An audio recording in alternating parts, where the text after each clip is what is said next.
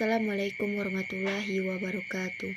Perkenalkan, nama saya Kiranti, Prodi Pendidikan Agama Islam, NIM 2223210065. Akan menjawab soal UAS dari mata kuliah Al-Quran Hadis.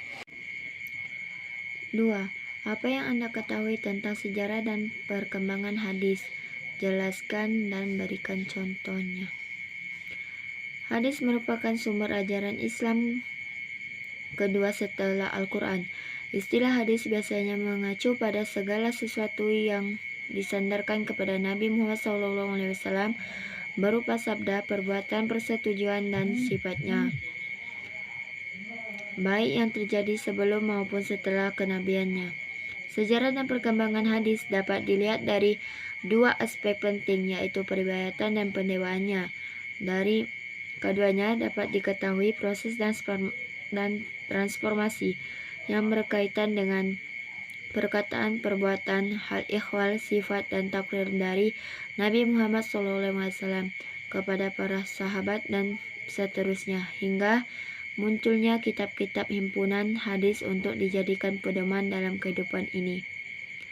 Lahirnya hadis pada masa Nabi adalah adanya interaksi Rasulullah sebagai mubayyin atau pemberi penjelasan terhadap ayat-ayat di Al-Quran kepada sahabat atau umat lainnya dalam rangka penyampaian risalah, dan juga karena adanya berbagai persoalan hidup yang dihadapi oleh umat dan dibutuhkan solusi atau jalan pemecahan dari Nabi SAW.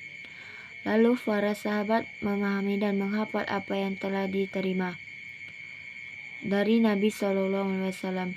Sepeninggal Nabi Muhammad SAW, kalangan sahabat sangat berhati-hati dalam menerima dan meriwayatkan hadis. Hal ini dimaksudkan sebagai upaya menjaga kemurnian Al-Quran agar tidak tercampur dengan hadis. Keadaan di era tabi'in sedikit berbeda dengan apa yang terjadi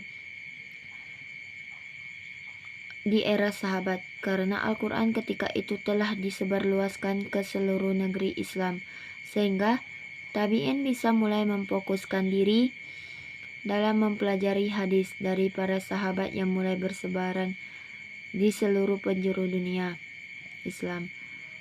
Pada masa tabi'in sudah mulai berkembang perhimpunan hadis Al-Jam'u wa Al-Tadawin. Meskipun masih ada pencampuran antara hadis Nabi dengan fatwa sahabat, barulah di era tabi'i al-tabi'in hadis telah dibukukan.